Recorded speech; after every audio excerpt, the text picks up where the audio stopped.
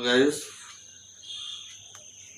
हम लोग साइंस में सेल का अध्ययन कर रहे थे। हम लोग इससे पहले पढ़े हैं कि सेल के जो है वो 3 पार्ट्स होते हैं। सेल मेम्ब्रेन होता है, साइटोप्लाज्म होता है और न्यूक्लियस होता है। हम सेल मेम्ब्रेन और साइटोप्लाज्म के बारे में इससे पहले अध्ययन कर चुके हैं। न्यूक्लियस के बारे में अध्ययन कर रहे हैं। हम लोग न्यूक्लियस में अध्ययन किए हुए थे कि न्यूक्लियस में भी जो है वह न्यूक्लियस के भी जो है वह 3 पार्ट्स होते हैं। एक होता है न्यूक्लियर मेम्ब्रेन, दूसरा होता है न्यूक्लियोप्लाज्म और तीसरा होता है न्यूक्लियस, चौथा होता है क्रोमोसोम। 4 पार्ट्स होते हैं। आज हम इसी के बारे में अध्ययन करेंगे।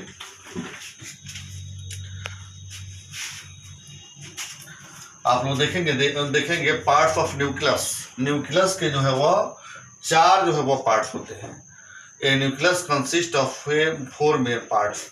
एक होता है न्यूक्लियर मेम्ब्रेन, दूसरा होता है न्यूक्लियोप्लाज्म, तीसरा होता है न्यूक्लियस और चौथा होता है क्रोमोसोम।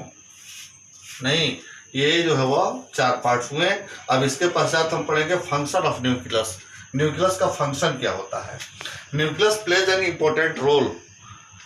नहीं, तो न्यूक्लियस जो है वह एक महत्वपूर्ण भूमिका अदा करता है। किसमें? तो सेल डिवीजन में, transmission of hereditary character from generation to generation, या जनरेशन टू जनरेशन जो है वह जो हेरिडेटरी कैरेक्टर होता है उसको ट्रांसमिट करता है।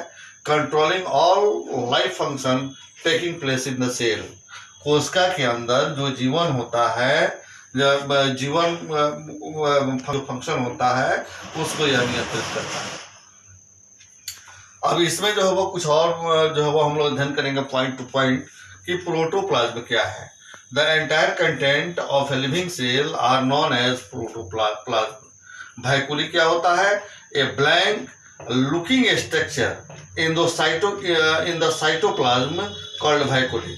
कराए कि एक जो है वह ब्लैक लुकिंग स्ट्रक्चर जो होता है जो साइटोप्लाज्म में होता है वह भाइकुली कहलाता है। प्लास्टिड्स क्या है? A small coloured body sit in the cytoplasm of the leaf cells are called plastids. यानी जो वह छोटा रंगीन जो है वह एक पिंड होता है जो साइटोप्लाज्म में दिखाई देता है। अब साइटोप्लाज्म लीफ सेल यानी यह जो है वह प्लांट सेल है, यह पत्तियों की कोशिकाओं के साइटोप्लाज्म में जो है वह दिखाई देता है। इसको हम प्लास्टिड्स कहते हैं। आते हैं इसके पश्चात हम क्लोरोफिल में। यह भी जो है वह प्लांट सेल है, क्लोरोफिल। या क्लोरोफिल क्या है? तो हम सभी जानते हैं, पिछले कक्षाओं में भी अध्ययन हमने किया है कि green coloured pigment present in the leaf defined as chlorophyll. एक हरे रंग का पिगमेंट जो पत्तियों में उपस्थित होता है वह क्लोरोफिल कहलाता है। अब यहाँ पर एक और है, क्लोरोप्लास्ट क्या है? तो green in colour as a containing chlorophyll defined as chloroplast. यह जो है वह हरे रंग का होता है और यह क्लोरोफिल में उपस्थित होता है। इसको हम क्लोरोप्लास्ट कहते हैं। क्रोमोप्लास्ट क्या है?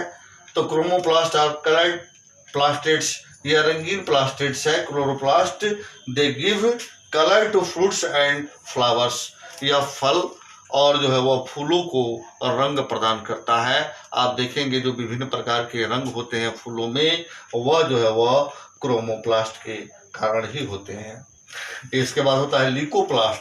Leucoplast are colourless and its function is to store the food.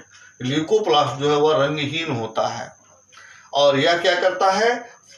भोजन को स्टोर करता है, संग्रहित करता है। इसका कार्य होता है भोजन को संग्रहित करना और यह कलरलेस होता है। हम देखेंगे differences between plant cell and animal cell. जंतु कोशिका और पादप कोशिका के बीच में अंतर क्या होता है? देखिए यहाँ पर एक टेबल बनाया गया है जिसमें दो टेबल में जो है वह हम डिफाइन किए हुए हैं। Plant cell, cell wall present. Plant cell में कोशिका भित्ति जो है वह होती है। एनिमल सेल में जबकि कोशिका भित्ति एब्सेंट होता है, सेल वॉल नहीं होता है।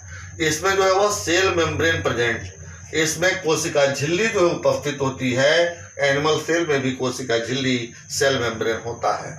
Central vacuole present. इसमें सेंट्रल भाइकुली होता है। इसमें जो है वह एनिमल सेल में large number of vacuoles smaller in size are present. इसमें बड़ी संख्या में जो है वह छोटे आकार के जो है वह वैक्यूले वह प्रेजेंट होते हैं। इसमें जो है वह लाइजोसोम आर प्रेजेंट, इसमें लाइजोसोम होता है, एनिमल सेल में भी लाइजोसोम होता है। सेंट्रोसोम प्रेजेंट होता है इसमें, और एनिमल सेल में भी सेंट्रोसोम प्रेजेंट होता है। इस तरह हमने देखा कोशिका के बारे में।